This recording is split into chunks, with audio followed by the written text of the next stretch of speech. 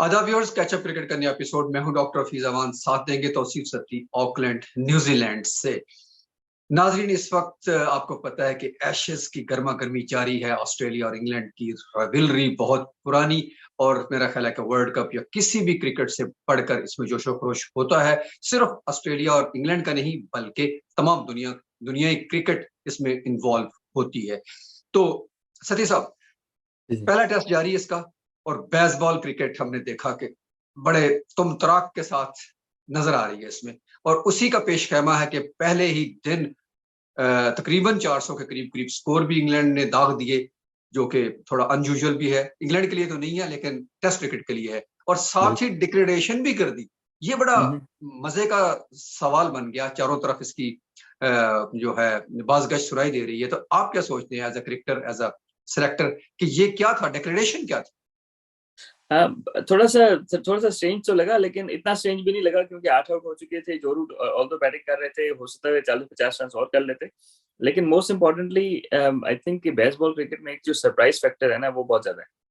तो I think they actually surprise Australia, because no one was expecting के डिक्लेयर करेंगे। ठीक है, तो जब आप एज एन ओपनिंग बैट्समैन ना, अगर आपको 15 मिनट के लिए बारी करने हैं end of the day in such a big test match, housefull है क्राउड, ठीक है, तो इट्स नॉट इजी। थोड़ा सा मतलब हो सकता है कि आउट भी कर जाते एक आध ना।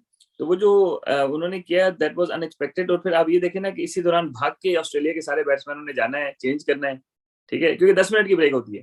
ठीक है, और फिर टॉप 4-5 बैट्समैनों ने चेंज करना है, और फिर उन्होंने स्ट्रेटजी करनी है कि नाइट वॉचमैन रखना है, क्योंकि they wouldn't have thought of it. समझ रहे?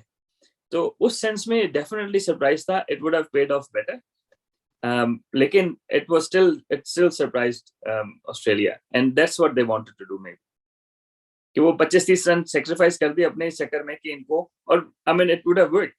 I think it was a good strategy. या बिल्कुल, हाँ।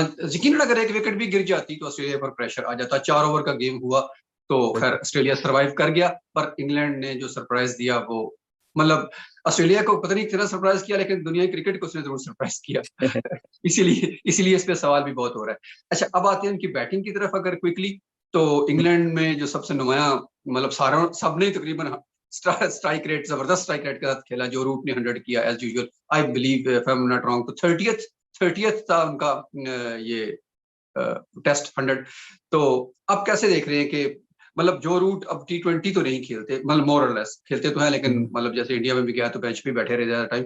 तो वो क्या T20 की बायस ये सारा कुछ बेसबॉल में इतना इतना आ गया है, या जो रूट जैसे प्लेयर भी जो हम्बल तरीके से इनिंग को बिल्ड करके खेलने के आदी हैं, वो भी उस फ्रेम ऑफ माइंड में आ गए हैं कि we have to play like that, या एक जनरल स्ट्रेटेजी है ओवरऑल इंग्लैंड?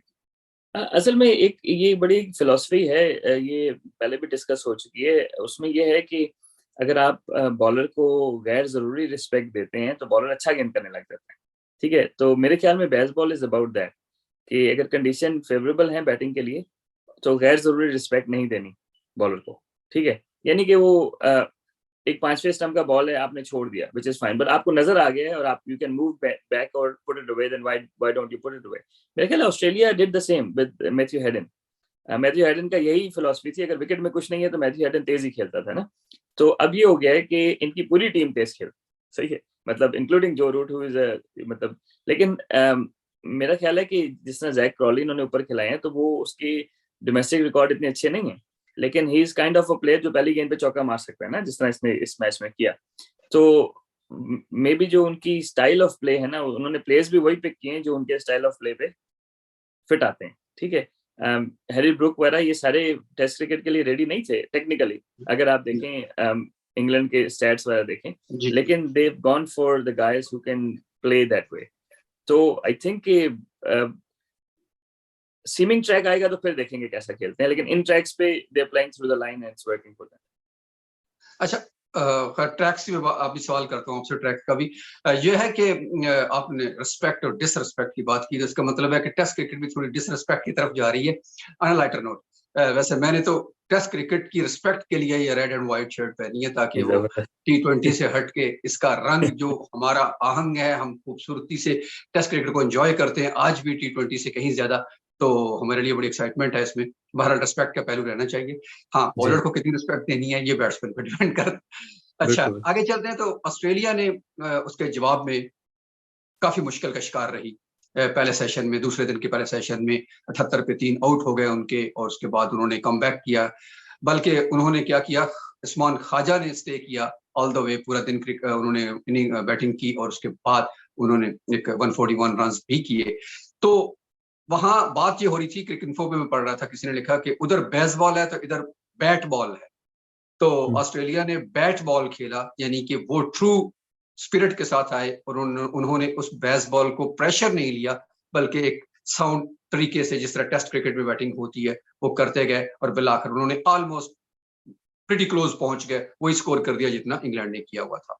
तो how do you see in comparison? एक तो बात कर दीजिएगा उस्मान ख्वाजा पे, और दूसरा ये है कि दोनों ओवरऑल दोनों टीम्स की इनिंग्स की अप्रोच का भी मुआवजा कर दीजिएगा।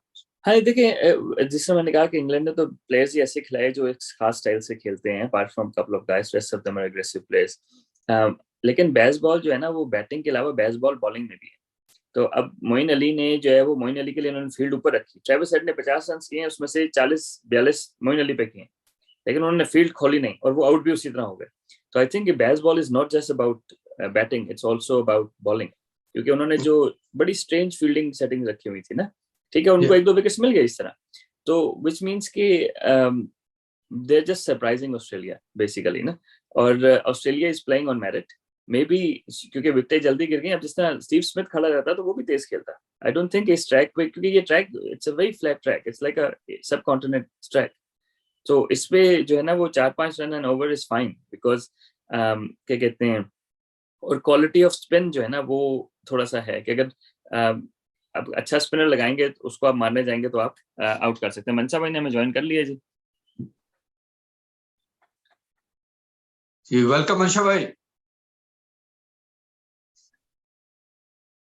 अच्छा, मेरा ख्याल अभी मनशा भाई की आवाज मनसा भाई की जो है वो कनेक्ट हो रहे हैं। तो क्या कहते हैं, तो डॉक्टर साहब, मेरा ख्याल है कि अप्रोच में थोड़ा सा ये फर्क था कि ऑस्ट्रेलिया ने जो है ना, वो बड़ी स्टैंडर्ड फील्ड सेटिंग्स की हुई थी, इंग्लैंड ने थोड़ी सी जरा स्ट्रेंज की हुई थी, इनोवेटिव टाइप की हुई थी। तो उस सेंस में देखें तो that is baseball bowling for you, समझ रहे, यानी कि बॉलिंग स्ट्रेटजीज भी जो थी ना, उनकी बड़ी डिफरेंट थी। मेरा ख्याल है कि जहाँ पे इन्होंने गलती की, उसमें मेन इशू ये था, सिलेक्शन की बात कर रहा हूँ इंग्लैंड की, उनको जेन्युइन कीपर खिलाना चाहिए था। बेस्टो ने 80 रन तो किए, लेकिन उसने बड़े क्रूशियल कैचेस और हाफ कैचेस छोड़े। तो मनशा भाई ने हमें ज्वाइन कर लिया है। मनशा भाई, हम एशेज पे बात कर रहे हैं। वेलकम वेलकम, बहुत इंतजार करवाया आज आपने हमें। एक्चुअली ये इंटरनेट की लाइक वो हो गई थी, आउटेज हो गई अच्छा, थी। कोई ठीक है। मसला सर, हम बात कर रहे हैं एशेज पे। मनशा भाई, एशेज का जो मैच पहला चल रहा है, तो सती भाई से मैं कुछ उसका फीडबैक ले रहा था कि किस तरह क्या चल जी रहा है। तो प्लीज कैरी सिचुएशन इस ऑन। वक्त ये कि बेसबॉल क्रिकेट और बैट बॉल क्रिकेट पे बात हो रही है। ऑस्ट्रेलिया ने बैट बॉल खेली और इंग्लैंड ने बेसबॉल खेली। जी, तो मेरे दोनों भी में फर्क कुछ व्यूज हैं इस पे, मैं भी अपने दूंगा। पहले सती भाई कर लें बात। जी, नहीं, सती भाई ने अपनी मैं तो बात। ऑलमोस्ट कर चुका हूँ, आप अच्छा, बताएंगे। नहीं मैं समझ, ये बेसबॉल क्रिकेट है, ये सिर्फ उनकी बैटिंग के लिए, उनकी बॉलिंग के लिए नहीं है? क्या उनके पास को 150 का एक स्पीडस्टर होना चाहिए, एक लेग स्पिनर होना चाहिए? वो बेसबॉल सिर्फ बैटिंग के लिए? अच्छा, हम यही बात कर रहे थे अभी, बल्कि 1 मिनट पहले, कि जो बेसबॉल क्रिकेट है ना, it's not just about batting. अगर बॉलिंग में देखें तो मोइन अली के लिए उन्होंने फील्ड ऊपर रखी है, और ट्रेविस हेड ने 50 में से 40 रन उसी लिए। तो और जो फील्ड सेटिंग्स थी ना उनकी, वो बड़ी अनयूजुअल थी। यानी कि स्टीव स्मिथ के लिए 2 लेग स्लिप्स रखी हुई थी शुरू में ना, और ब्रॉड ने लेग साइड पे वाइड बॉल कर दिया। वाइड मतलब ये कि वनडे का वाइड था 2-3, और वो बॉल इस तरह नहीं कि गलती से हुआ है कि उसने फील्ड रखी हुई थी उधर, कि हल्का सा बल्ला लगा तो आउट हो जाएगा। तो I think it's the innovation, it's the unexpected.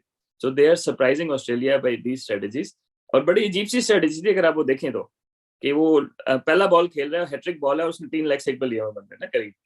तो आई गेस के बेसबॉल की जो बॉलिंग का वर्जन है वो ये है। लेकिन नहीं, पर मेरा है ना, उसमें पे एग्रेसिवनेस होनी चाहिए। क्यों डॉक्टर साहब? क्योंकि जो मैं बेसबॉल समझता हूँ कि एग्रेसिव क्रिकेट आपने खेलनी है, वो जिस तरह इस विकेट के हिसाब से उनको 150 वाला बॉलर चाहिए था। इसमें आई एग्री विद यू, क्योंकि ये विकेट ऐसा था।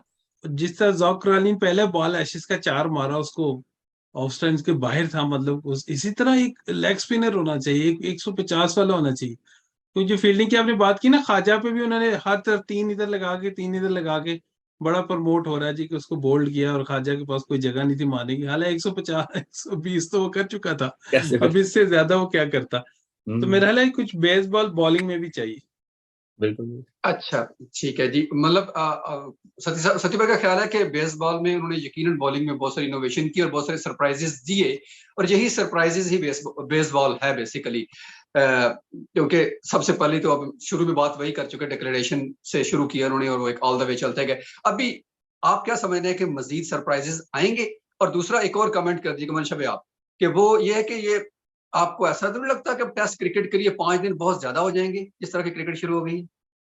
2-3 दिन भी काफी हो जाएंगे मेरे ख्याल से। नहीं, मेरा ख्याल है सबसे बड़ा सरप्राइज तो वो था कि अगर वो ऋषभ पंत उनको वो रिवर्स स्वीप खेल रहा है जिमी एडिसन को, तो लोगों ने बहुत तालियां की और क्या किया। तो लेकिन जब जो रूट ने मारा तो लोगों ने कहा कि ये मतलब क्या हो रहा है। लेकिन ये है कि दो लोग अब चाहते हैं, इनोवेशन चाहते हैं, और थोड़ा जिस तरह आपने मतलब प्रेशर डालना है दूसरी। मैं बेसबॉल मतलब बेसबॉल क्या मतलब वो खुद भी उनके कोच नहीं मानते कि ऐसी कोई टर्म है, लेकिन फिर भी ये जो क्रिकेट तेज खेलना या क्राउड को पुल करना, मेन तो क्राउड का आना जरूरी है। लेकिन जो आपने दूसरी बात की 5 दिन वाली, मेरा ख्याल स्टिल अभी इतना ना छेड़ा जाए टेस्ट क्रिकेट को कि उसकी खूबसूरती खराब हो जाए। अच्छा, आपके लिए मनशा भाई एक अच्छी खबर भी है, आपकी टीम के लिए, आपके प्लेयर के लिए बल्कि, जी कि जो सेकंड टेस्ट हो रहा है ना एशेज का, उसमें जी। एक और बेसबॉल वालों ने एक और जबरदस्त किस्म का सरप्राइज रखा हुआ है। हाँ जी, वो ऐशवन को खिला रहे बिल्कुल सही है। टेस्ट नंबर 1 बॉलर है, अगर इंडिया नहीं खिलाती तो हैं। उनको तो खिलाना इसलिए चाहिए। इसीलिए ना कि वो कहते हैं WTC फाइनल में जगह नहीं मिली, हम खिलाते वर्ल्ड नंबर 1 है जी। हैं। अच्छा जी, सती साहब आप ट्रैक की बात कर रहे थे, उसको थोड़ा एक्सप्लेन कर दीजिएगा कि आपने कहा कि एशेज ये जो ट्रैक है बिल्कुल सिमिलर टू एशियन कंडीशंस है पाकिस्तान इंडिया की तरह। तो मतलब what is the difference between जो पहले हुआ करता था एजबास्टन का ग्राउंड और अब के, क्या फर्क है इसमें? यानी देखिए डॉक्टर साहब, सबसे जो ज्यादा चीज है ना, बड़ी चीज है, वो है बाउंस। ठीक है, और कैरी। तो अब इस विकेट का कैरी पाकिस्तान के विकेट जैसा है। ठीक है, अब वो अपनी वेस्ट हाइट से नीचे बॉल पे वो पुल मार रहा था, क्या कहते हैं, उस्मान ख्वाजा। ठीक है, इंग्लैंड के विकेट ऑस्ट्रेलिया जितने तेज तो नहीं होते, ठीक है, लेकिन थोड़ा सा कैरी मिलता है। तो अब जिस तरह इनका था ना, जिस तरह 6 फुट 5 इंच के हैं स्टीवर्ट ब्रॉड, ठीक है, उसने सिर्फ लेंथ पे बॉल मारना है और बॉल कैरी करेगा, किसी भी विकेट पे आप खिला लें। उस बेचारे का भी यहाँ पे बॉल कैरी नहीं कर रहा था, सही है। विच मीन्स के either they misunderstood, the groundsman ने विकेट इनके मतलब की नहीं बनाई, क्योंकि अब उस हिसाब से इन्होंने टीम सिलेक्शन नहीं की इंग्लैंड में। क्योंकि अगर इस तरह का विकेट था तो आपको 150 वाला बॉलर चाहिए, क्योंकि एक आध गेंद ऊंचा नीचा रह गया विकेट मिल जाएगी ना। ठीक है, तो अब जो उनकी जो बॉलिंग स्टॉक था ना, जो तीनों फास्ट बॉलर्स थे, उसके हिसाब से ये विकेट सूटेबल नहीं है। मतलब ये wicket this is more like a Pakistan wicket, जिसमें जो है वो कैरी नहीं मिलता आपको इतना। ठीक है, और चौथे पांचवें दिन जरा ज्यादा टर्न मिल जाएगा। तो ये मेरा ख्याल है पहली दफा मैंने सुना है और देखा है कि टेस्ट मैच का, इंग्लैंड के जून में टेस्ट मैच हो रहा है और 10वां ओवर स्पिन बॉलर ने कराया पहले दिन। तो for me it is a surprise इन्होंने और इस वो तरह का अटैक भी जिमी ने नहीं किया पहले दिन, उन्होंने एक रॉबिन्सन और उधर से ब्रॉड से 2-2 ओवर करवाए। हालांकि बिल्कुल। अगर जिमी को नया बॉल नहीं करना तो फिर उसने कहा था। तो इसका मतलब है कि अगर जिमी स्टार्ट नहीं कर रहा तो इंग्लैंड को पहले से मालूम था कि ये विकेट ऐसे बिहेव करेगी। ये नहीं कि कोई 5-7 ओवर के बाद ये हुआ, बल्कि उनको पहले से मालूम था कि ऐसा ही करेगी। आई डोंट नो, मुझे लग रहा है जैसे कोई इंजरी प्रोन ना हो, क्योंकि मुझे उन्होंने पूरे जब 300 लग भी गया तो 11 ओवर किए हुए थे, तो कुछ शायद बीच में हो। क्योंकि वो ऐसा नहीं हो सकता कि जिमी को ऊपर से नहीं करवाएंगे, तो फिर जिमी की और कहाँ जगह और होगी। I think that's another surprise as well. Maybe they were expecting, Australia expect कर रहा होगा जिमी बॉल करेगा ना। समझ रहे? तो ये भी एक हो सकता है कि 2 ओवर ही कराने थे, तो क्या कहते हैं, 2 ओवर में क्या वो अपनी बॉडी को गर्म ठंडा करे, तो उन्होंने कहा कि इससे करा ले। हो सकता है कि स्ट्रेटेजी हो ये।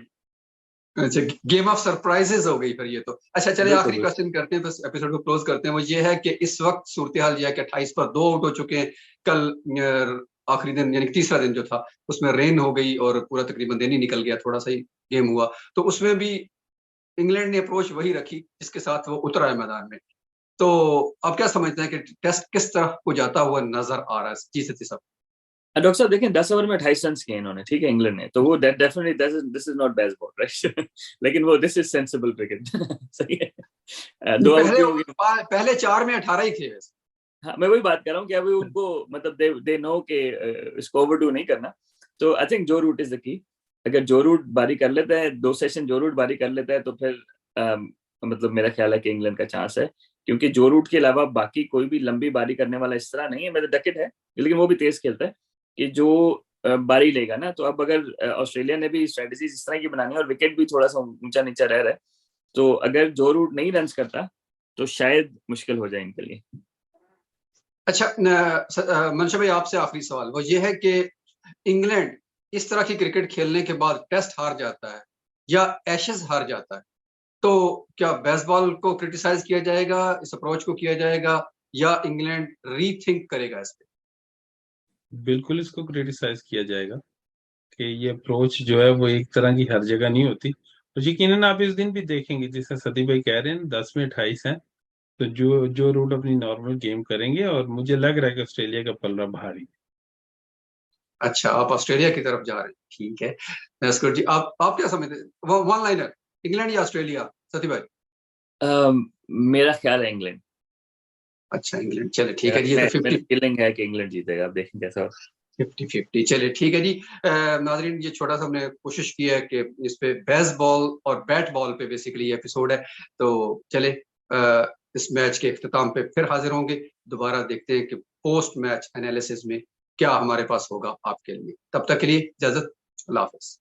अल्लाह हाफिज।